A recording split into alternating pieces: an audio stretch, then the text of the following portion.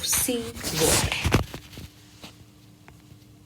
आज का हमारा जो टॉपिक है वो है सलाइनिटी। सलाइनिटी का जो मीनिंग है वो है कि सॉल्टीनेस, वाटर कितना सॉल्टी है, उसके अंदर कितने सॉल्ट जो हैं डिज़ोल्व फॉर्म में प्रेजेंट हैं, और ऐसे वाटर जिसके अंदर हम कहते हैं कि सॉल्ट जो है डिज़ोल्व है, that is called the saline water. ठीक है। अब कहता है कि ये नॉर्मली जो होता है, ये हमें ये जो हम मेज़र करते हैं सलाइनिटी से, वो होता है amount of dissolve solid present in a unit weight of ocean water. कि हम एक यूनिट वेट मान लेते हैं ओशन वाटर का, उसके अंदर कितने साल्ट डिज़ोल्व हैं। जैसे हम कहें कि कितने ग्राम ऑफ सॉल्ट जो हैं 1 kg ऑफ सॉल्ट वाटर में प्रेजेंट है। इसको कहता है, हम एक्सप्रेस करते हैं पार्ट पर 1000 और ग्राम पर kg of salt sea water. अब कहते हैं जो मोस्ट ऑफ द जो हमारे सीज हैं उनका जो वाटर है उसकी सैलिनिटी जो है वो 30 to 38 ग्राम पर केजी या 30 to 38 जो है पार्ट पर 1000 जो है वो होती है। और इसको अगर हम अमाउंट को देखते हैं तो एवरेज में ये जो होती है ये है कि 3.8% जो है वो डिज़ोल्व साल्ट जो है वो प्रेजेंट हैं। और ये सब जो मेज़रमेंट होते हैं ये हम करते हैं एट 0 डिग्री सेंटीग्रेड के ऊपर। ठीक है। अब कहता है सिर्फ एक डेड सी है, और भी हैं सी, जैसे रेड सी है। ठीक है। तो उसमें कहता है कि जो सलाइनिटी होती है वो ज़्यादा होती है। वो कहता है 342 पार्ट्स पर 1000, या जिसको हम 342 ग्राम पर केजी, और 34.2% ऑफ जो है डिज़ोल्व साल्ट अमाउंट कह सकते हैं। और इसके अलावा कहता है जो लेक वैन है वहाँ पर भी जो सलाइनिटी होती है वो नॉर्मल से थोड़ी कम है। जैसे कि हमने देखा 23 पार्ट पर 1000 या 23 के ग्राम पर केजी। अब साल्ट का कंटेंट जो है वो सी के अंदर वो कहता है 78% के अप्रोक्सीमेट जो है NaCl होता है, 11% जो है मैग्नीशियम क्लोराइड होता है, 3.5% जो है मैग्नीशियम सल्फेट है, 2.5% जो है वो कैल्शियम सल्फेट प्रेजेंट होता है। अब कहता है कि जो फ्रेश वाटर जब रिवर से ओशन की तरफ मूव करता है तो उसकी जो सलाइनिटी होती है वो बहुत ही कम होती है, 0.5 पार्ट्स पर मिलियन पर 1000 0.5 पार्ट्स पर 1000 और कम, इससे भी कम हो सकती है, लेस हो सकती है। जब हमने एस्चुरीज पढ़े थे उस समय हमने बताया था कि जहाँ पर रिवर जो है वो एंटर करती है ओशन में, और ओशन रिवर के साथ एक पॉइंट पे जहाँ मिक्सिंग ऑफ वाटर होता है जिसको हम ईस्चुरीज बोलते हैं, वहाँ पर हमने पढ़ा था कि वहाँ पर जोन बन जाते हैं सलाइनिटी के ऊपर। अब आप पिक्चर में देखेंगे तो यहाँ पर आप देखेंगे जब रिवर एंटर करती है तो यहाँ पर 0.5 पार्ट्स पर 1000 जो है वो सलाइनिटी होती है। ये वो रीज़न होता है जिसको हम बोलते हैं ओलिगोहेलाइन। फिर कहता है थोड़ा सा नेक्स्ट जब वो मूव करती है तो उसकी सलाइनिटी बढ़ जाती है, अब वो 5 to 18 पार्ट्स पर 1000 हो गई है। अब यहाँ पर हमने इसको मीज़ोहेलाइन का नाम दे दिया। फिर कहता है कि मोर देन 18 to 30 पार्ट्स पर जब 1000 हो जाती है तब हम उसको पॉलीहेलाइन का नाम दे देते हैं। और उसके बाद कहता है कि वो ओपन सी के अंदर जो है वो कनेक्शन आ जाती है, मिक्सिंग जो है वो मिक्स हो जाती है, मीट कर जाती है। तो यहाँ पर ट्रूली हेलाइन जो है, जो एक्चुअल में सी का जो साल्ट कंसनट्रेशन होती है दैट इज़ 30 to 35 और 38 पार्ट्स पर 1000 जो है वो हमें सलाइनिटी दिखाई देती है। अब सलाइनिटी को डिटरमाइन करने वाले जो सलाइनिटी है वो कहता है बहुत ही इम्पोर्टेंट फैक्टर है। वो वाटर की नेचुरल केमिस्ट्री को डिटरमाइन करते हैं कि वास्तव में वहाँ पर कितने साल्ट हैं, किस तरह की केमिकल रिएक्शन हो सकती हैं, ठीक है, बायोलॉजिकल प्रोसेसेस हो सकते हैं, वहाँ पर किस तरह के ऑर्गेनिज्म जो है अपने आप को अडाप्ट कर सकते हैं, उसकी फिजिकल करेक्टरिस्टिक जैसे कि डेंसिटी बहुत ही इम्पोर्टेंट पार्ट रहता है ओशन के अंदर, और वो कहता है टेम्परेचर और प्रेशर के साथ वेरिएबल होता रहता है। तो ये सब चीज़ें वो सैलिनिटी जो है वो एक वाटर सिस्टम के अंदर डिसाइड करती है, उसकी केमिस्ट्री, उसके बायोलॉजिकल प्रोसेसेस, उसकी फिजिकल करेक्टरिस्टिक्स। अब कहते हैं जो सोडियम और क्लोराइड होते हैं उनका जो रेजिडेंस टाइम होता है वो हाई लॉन्ग होता है। रेजिडेंस टाइम की कोई भी केमिकल है, मॉलिक्यूल है, वो कितने समय तक अपने रिजर्वायर में, अपने सोर्स में जो है वो रहता है, ठीक है, और वो उसकी जो रिमूवल होती है वो बहुत ही स्लो होती है, ग्रेजुअल रिमूवल होती है, तो जिसके कारण दे प्रेजेंट इन हाईएस्ट प्रोपोर्शन। लेकिन कहता है अगर हम कैल्शियम की बात करते हैं तो कैल्शियम जो कार्बोनेट बनाता है वो प्रेसिपिटेट वेरी क्विकली, और इसीलिए हम कह सकते हैं कि कैल्शियम का जो रेजिडेंस टाइम है वो बहुत ही कम होता है। अब हमने पढ़ा कि डेड सी हैं जिनके अंदर सैलिनिटी बहुत ज़्यादा रहती है, तो डेड सी कहता है वो लोवेस्ट पॉइंट होता है अर्थ के सरफेस का। अब लोवेस्ट पॉइंट है तो उसका कोई भी आउटलेट नहीं है, ठीक है, हमने देखा मूविंग कहाँ है, ग्लेशियर से रिवर, रिवर से ओशन की तरफ जो है मूव कर रहे हैं वाटर, तो यहाँ पर कहता है कोई भी आउटलेट नहीं है।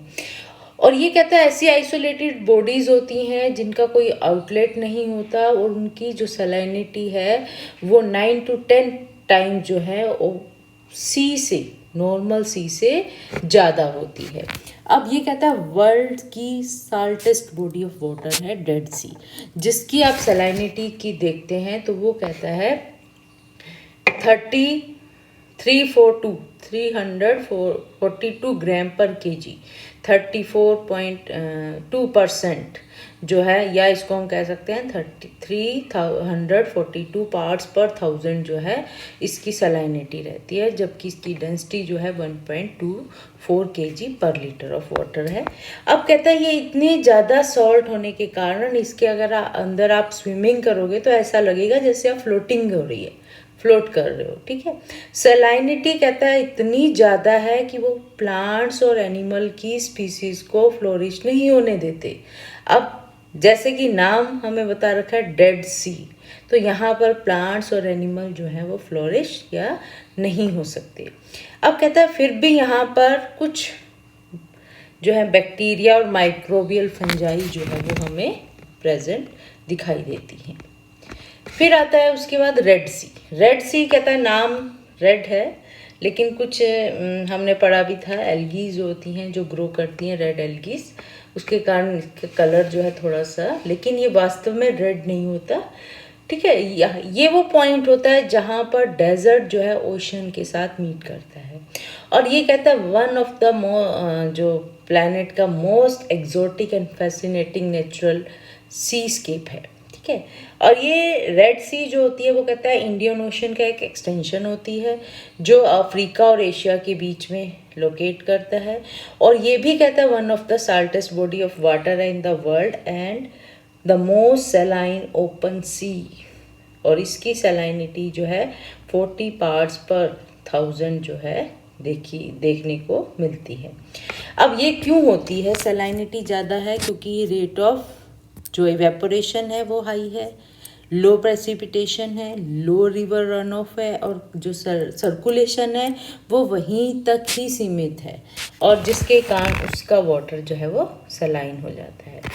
अब कहते हैं साल्ट बजट क्या होता है। साल्ट बजट जो होता है वो कहता है कि जो साल्ट की साइकिल है उसको रिप्रेजेंट करता है कि कैसे साल्ट जो है वो ओशन में आया, ओशन से लिथोस्फेयर में, लिथोस्फेयर या थोड़ी सी अमाउंट में एटमॉस्फेयर में चला गया, और वापस जो है फिर से ओशन के अंदर एंटर कर गया।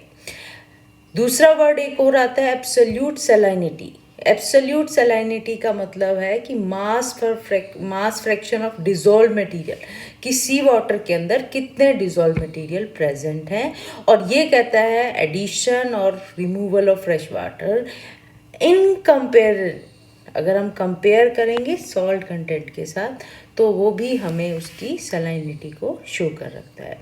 अब कहता है एब्सोल्युटली सलाइनिटी के रेस्पेक्टिव अगर वाटर के अंदर सॉल्ट जो है वो नॉर्मली सेम रहता है ऑल ऑफ द वर्ल्ड, तो डिपेंड करता है कि फ्रेश वाटर की एंट्री कितनी है ना। अगर फ्रेश वाटर ज़्यादा है तो सलाइनिटी कम हो जाएगी, फ्रेश वाटर कम एंटर कर रहा है तो वो सलाइनिटी को बढ़ा देगा। अब कहता है अब यही बात आ गई कि कौन कौन से डिटर्मिनेंट्स हैं जो सलाइनिटी को अफेक्ट करते हैं। सबसे पहला है इवेपोरेशन। सलाइनिटी जो है हाईएस्ट होती है वहाँ पर जहाँ इवेपोरेशन ज़्यादा होगा, क्योंकि इवेपोरेशन में क्या होता है, पानी तो इवेपोरेट हो जाता है, salt content as it is रह जाता है, ठीक है, तो जिसके कारण साल्ट की कंसंट्रेशन बढ़ती चली जाती है। तो ट्रॉपिकल सी में रेड सी है, पर्शियन गल्फ है, जिनमें कहता है हाई रेट ऑफ इवेपोरेशन होती है, यही कारण है कि वहाँ पर जो सलाइनिटी है वो भी हाईएस्ट है। सेकंड कहता है टेम्परेचर। टेम्परेचर और सलाइनिटी कहता है एक दूसरे के डायरेक्ट रिलेशनशिप में है। ऐसे रीजन जहाँ पर टेम्परेचर हाई रहेगा वहाँ पर सलाइनिटी भी हाई रहेगी। जैसे टॉरिड जोन है जहाँ पर हॉट और ट्रॉपिकल रीजन है, सलाइनिटी वहाँ ज़्यादा है। फ्रिजिड रीजन है वहाँ पर कूल और टेम्परेट रीजन, वहाँ पर सलाइनिटी तो कम रहती है। थर्ड फैक्टर जो है वो है प्रेसिपिटेशन।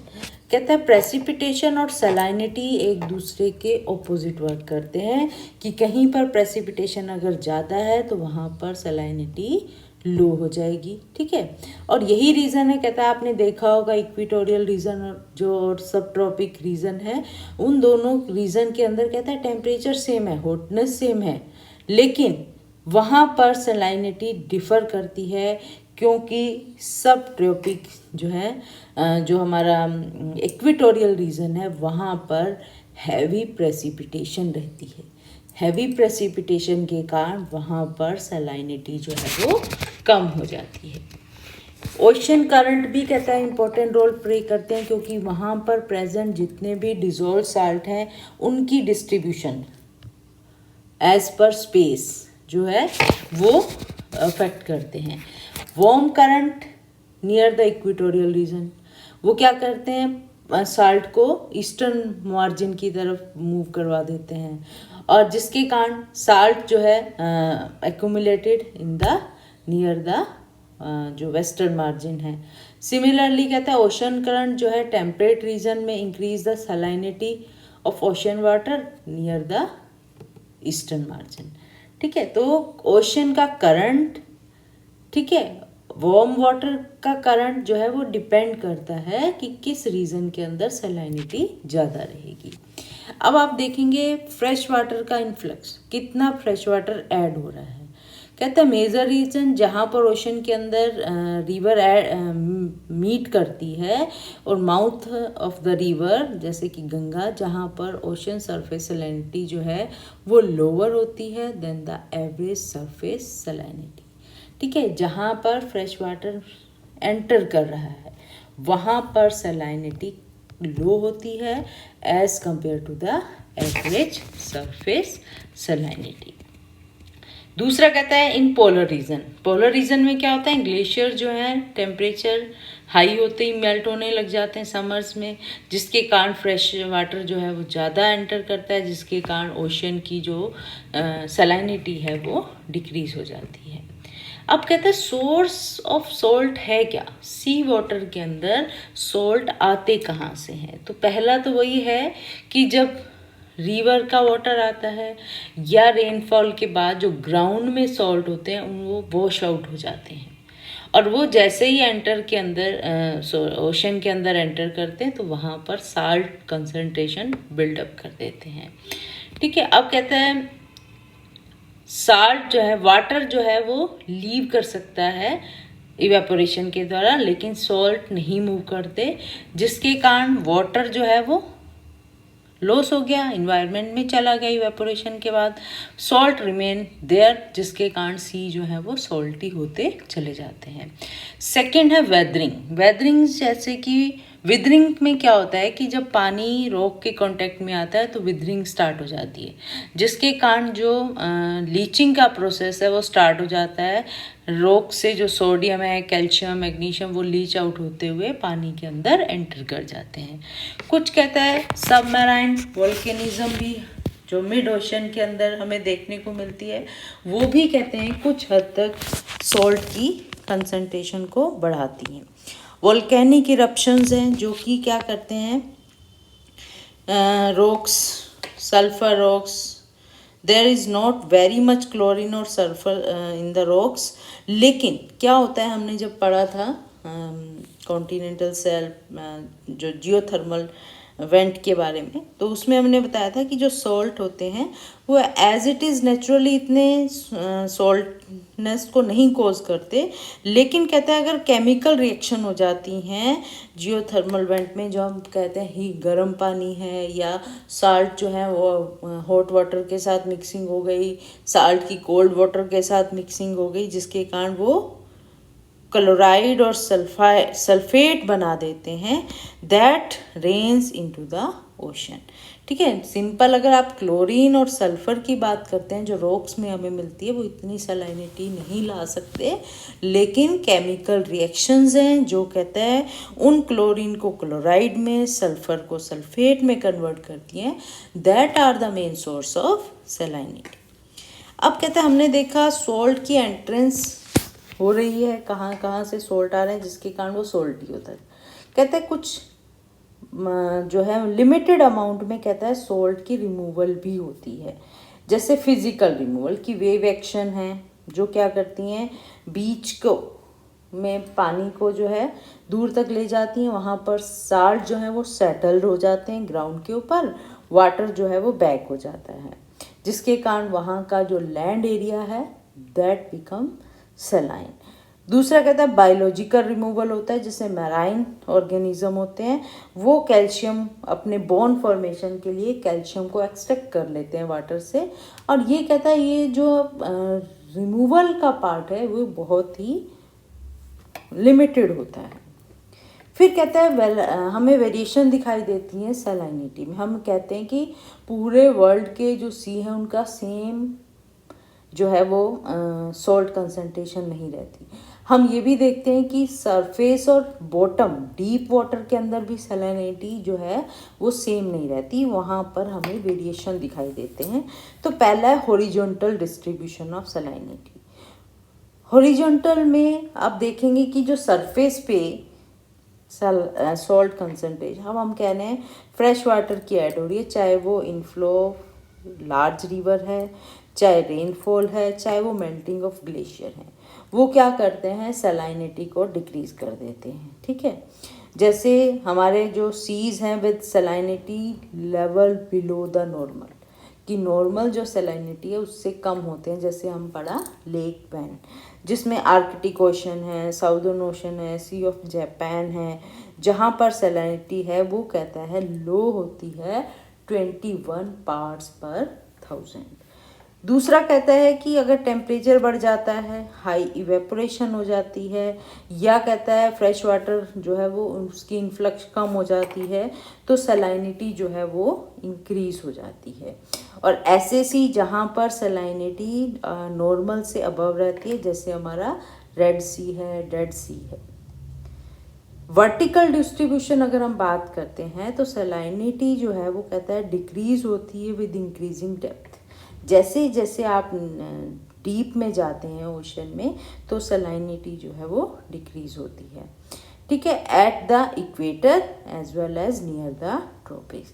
और हाई एल्टीट्यूड में सलाइनिटी जो है वो डेप्थ के साथ इंक्रीज होती है। ठीक है, इक्वेटर और ट्रॉपिक्स में सलाइनिटी जो है डेप्थ के साथ डिक्रीज होती है, लेकिन लैटीट्यूड में हम देखते हैं सलाइनिटी जो है वो इंक्रीज हो रही है विथ डेप्थ। तो सलाइनिटी जो डिक्रीज हो रही है फ्रॉम इक्वेटर टू पोल, तो हाईएस्ट सलाइनिटी कहता है कि इक्वेटर पर नहीं है। हम कह रहे हैं कि इक्वेटर से पोल की तरफ जब हम मूव करते हैं तो सलाइनिटी डिक्रीज होती है, तो it mean highest salinity is on the at the equator, but not because at because of high rainfall and cloudy overcast रहता है इक्वेटर के अंदर, जिसके कारण उसकी सलाइनिटी हाईएस्ट नहीं रहती। हाईएस्ट सलाइनिटी एट ट्रॉपिक्स, ठीक है। दूसरा है कि सलाइनिटी डिक्रीज विद इंक्रीज डेप्थ। फिर कहते हैं ये हमारा था सलाइनिटी की वेरिएशन, और जिसमें हमने पढ़ा सलाइनिटी सी के अंदर क्या फैक्टर हैं जो सलाइनिटी को इफ़ेक्ट करते हैं, क्या साल्ट जो है वो कहाँ से एंटर हो रहा है, साल्ट कैसे रिमूव हो रहा है, और सॉल्ट अगर सलाइन वाटर है वो वाटर की केमिस्ट्री को, फिजिकल करेक्टरिस्टिक को कैसे चेंज कर रहा है। तो ये था salinity of sea water. Thank you.